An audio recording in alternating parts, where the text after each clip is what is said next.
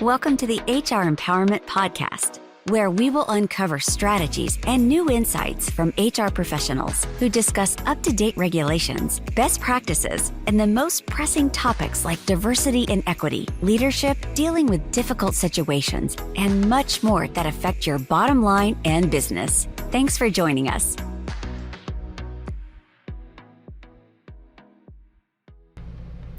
Wendy Sellers here, the HR lady. Welcome back to session 4 of this podcast series. Let's hear from Jeff himself on how he has been discriminated against because of his disability. And please take note so that you can help prevent this from happening at your organization. I'm going to share a few stories with you without mentioning names. It's a testimony to what I train on.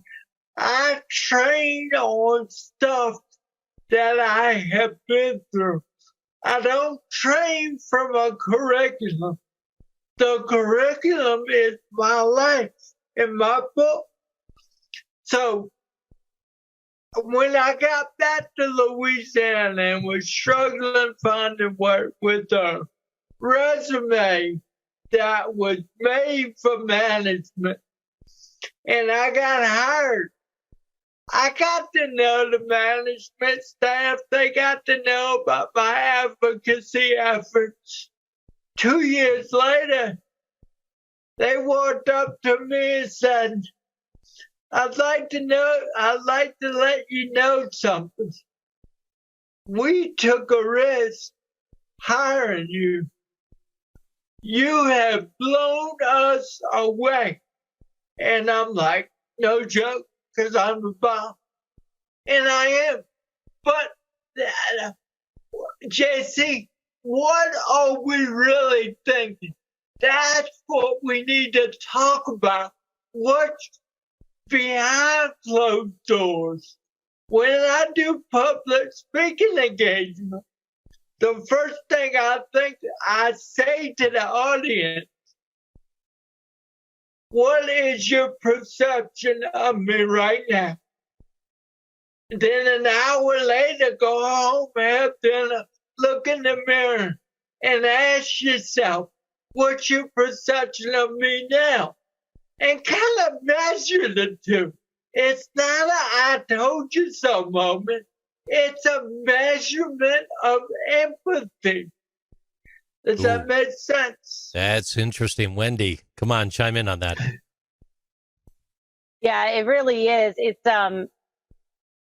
we unfortunately, all of us are raised with bias, right? And that's not necessarily a bad thing. You know, I'm not going to blame somebody that was raised with bias, but as an adult, it is our responsibility, no matter what your role is, whether you have a disability or not, it's our responsibility as a human being to learn about our own bias and say, where did I get that from? And how can I unlearn that or learn to adjust my bias, right? Because we're busy as human beings. And so our mind takes shortcuts to create biases and make quick decisions because we don't have time. And that's just the way the human brain works. When we're dealing with, candidates or employees that are already there and maybe we're interviewing them for our department to move over into our department, we really have to keep in mind these biases, and we have to really focus on, as Jeff already mentioned, the abilities, like what can this candidate do? Hold on one second. Wendy's got a little bit of a cough today. It's quite fine. And I'm not laughing at it either. Sorry. Okay, I'm back. So one of the things that I want people to come out of here today, not only going, oh, I got to grab that mirror. Maybe I'm biased. Maybe I'm the person that's causing the problem.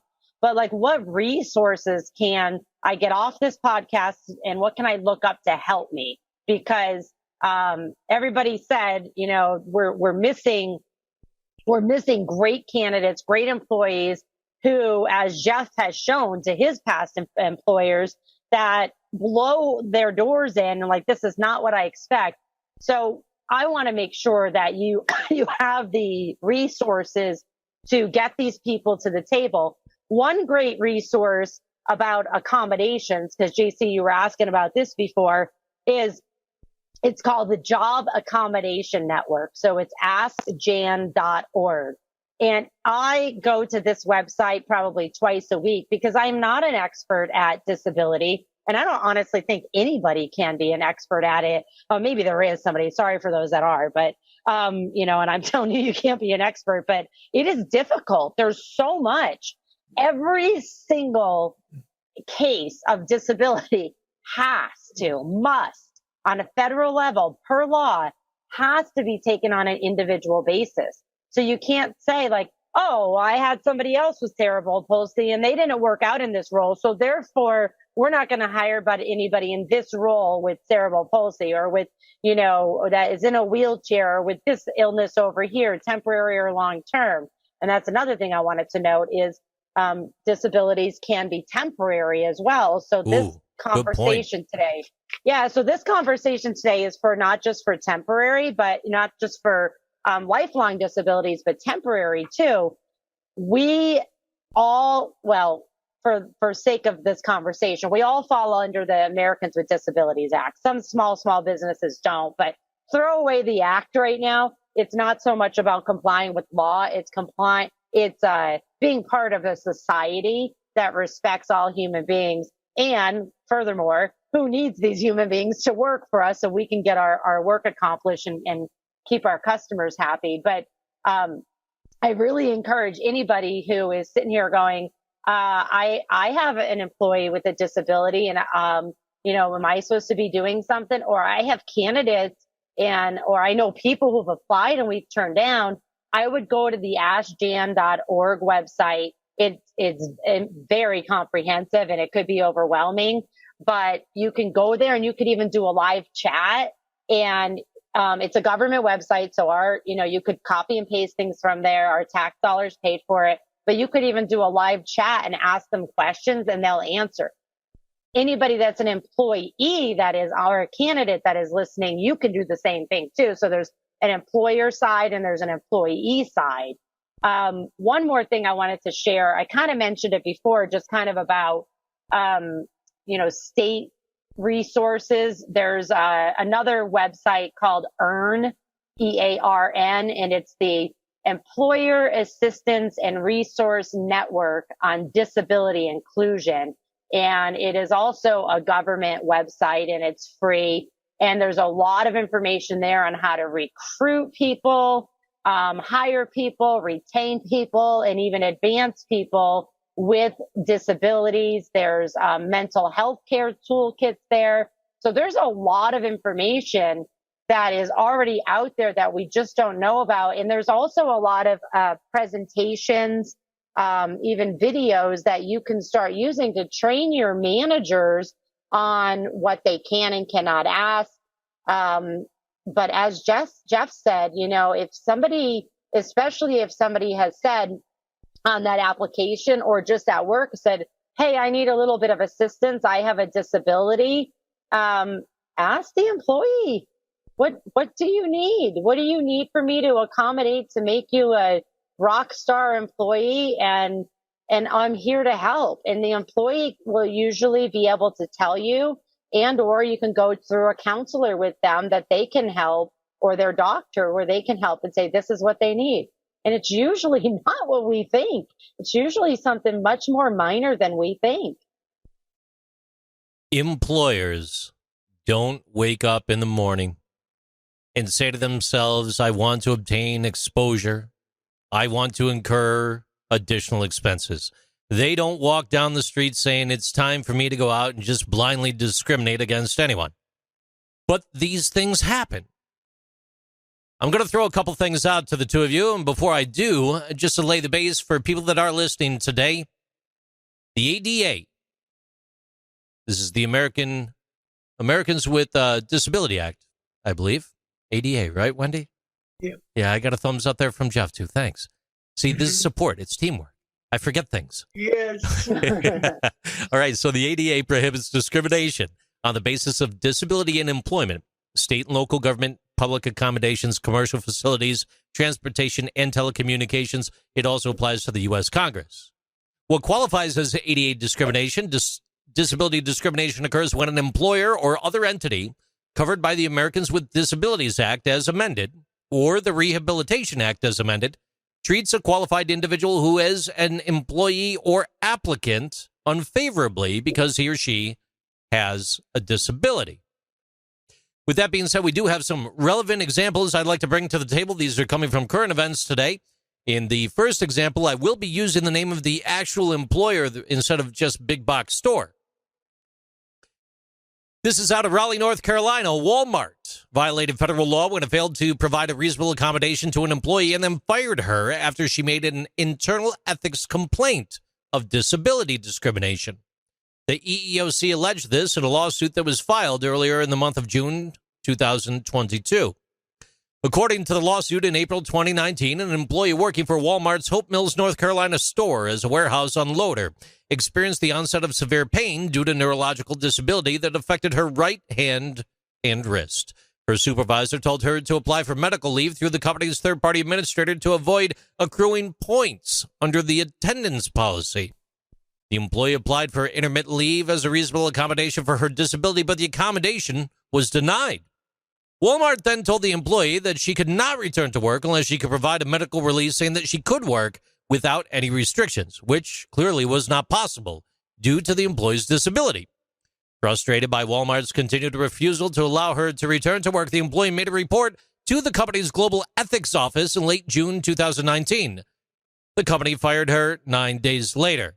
Such conduct violates the ADA, which protects individuals with disabilities. Current event on the table, relevant information. We have an employer, we have an employee, we have a managerial chain, we have a whole lot going on. The floor is open. Wendy and Jeff, over to you. Go for it, Wendy. It's so sad because I see Walmart in the news in a negative sense all the time. I mean, they have no excuse whatsoever. No employer has an excuse. Usually small employers' excuse is, I didn't know, I don't have HR staff, I don't have a legal team. They have no excuse and they're just going to continue getting sued. And I just don't know if they don't care or what. I don't work there. I don't shop there. I don't know. But I'm happy that that employee said, I'm calling a lawyer or I'm filing something with the ADA. I don't know how they actually did it because, also just so everybody knows that's listening is, an employee, with most laws, so under the EEOC and ADA, they don't necessarily have to get an attorney involved. They can just go right to like the EEOC and the EEOC will sue on their behalf. So, I think a lot of employers think, oh, my employee, won't sue. They won't get a lawyer or they can't afford a lawyer. Most lawyers work for the penalty, for part of the penalty, you know, so it's not about that, but it's just, it's embarrassing, you know, to me that Walmart doesn't seem to care. They have no excuse of allowing this to happen. And I hope they keep getting the book thrown at them. And I don't think, though, unfortunately, it's going to change anything because it hasn't yet. Jeff, your thoughts? Well, I had to train my brain to look for stuff like this. Because as a manager growing up with CP, I struggled. And I didn't know how not to struggle. So within the last 10 years, I have to educate myself. Number one, about the job. Number two, about the law. And as a man with CP, I need to know that the ADA is there. Yes. Also, I need to know, and this is going to play devil's advocate or whatever. Sure. I need to know that I'm doing my best. And I need to know that this is discrimination. And if it is, I need to go through the process. But also, JC, I need to know what the process is. I'm fortunate. I got the HR lady in my right hand pocket.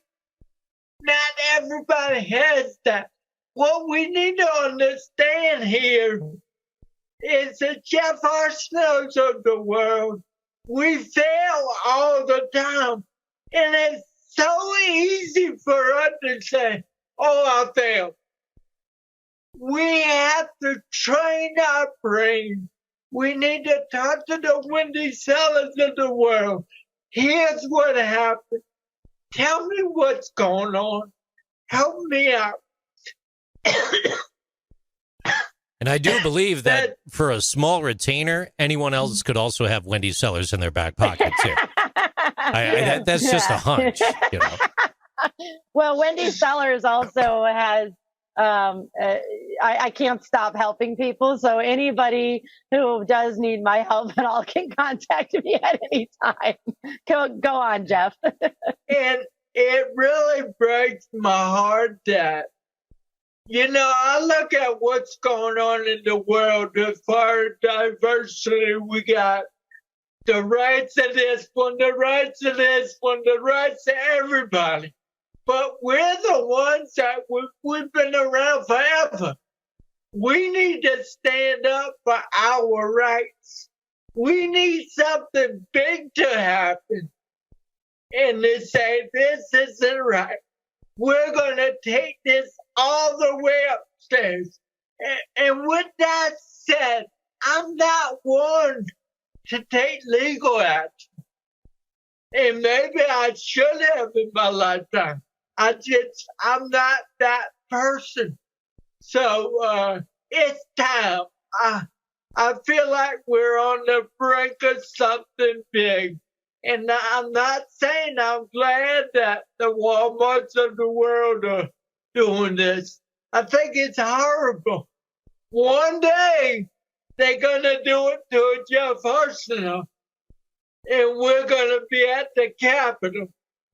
And we're going to raise some king. That's what needs to happen. We need to be in the news. Because we are not in the news. Why? Everybody else is. Well, I do think standing up for your rights is a very good thing. I'm not sure you should storm the Capitol. I'm not with that. No. Okay. I just wanted to put that out there to be clear. I'm sorry. All right. I'm sorry. Hey, no problem. No worries. Hey, So, go ahead, Wendy. Go ahead. I just wanted to say this a little bit too, because I'm on the same page with Jeff too. I thought about this a lot, Jeff, after I first met you, and it was during the COVID era, so it was very recently, and I thought the same thing too about geez, everybody else is in the news. This week or last week, I should say, it's back to women's rights. And everybody else is in the news, and why aren't people who are being discriminated against because of their disability in the news, in the mainstream? It's embarrassing as a country. We don't have time for the podcast to go that way, but what I would like our listeners to know today is you can make a difference at your company by, when you're finishing listening to this podcast, by going to my website and saying, okay, where are all these links she's talking about? Because I need to do some research and I need to open up my candidate pool, my employee pool to people with disabilities, whether it's temporary or permanent. And I need to make sure that I train everybody from leadership to the receptionist about people with disabilities, and that we are truly inclusive and we want them to work here. For the HR people that are listening today, and or just managers or even employees themselves, one question that I got asked recently from a candidate with a disability is, do I have to disclose my disability to an employer? Excellent question. And so thank you very much. But the answer is no. Initially, you do not. So you're not legally required to mention your disability when you're interviewing for a job, whether it's an internal job or you're an external candidate. You don't need to disclose your disability on a resume, on a cover letter, or on application materials, such as, a lot of the applications have that little box of tell me if you need a reasonable accommodation. That's a requirement, though, right? Like, fill out that box. Otherwise, you didn't check the box, but I feel that you are disabled when I physically look at you. Now I think you're a liar. Yep, exactly. And nope, employers, this is on us to, make sure that we educate anybody who's involved in the interviewing process, including HR, that they do not have to fill that out by law.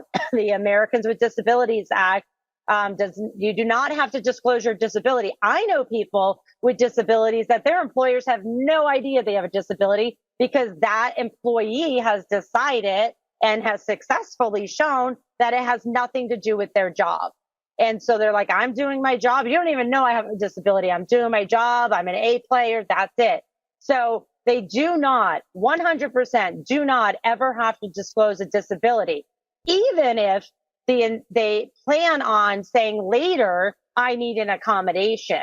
And I say kudos for that, because too many people, too many employers wrongly will find another reason to not hire the person because they chose on the application that they have a disability. And that's just wrong.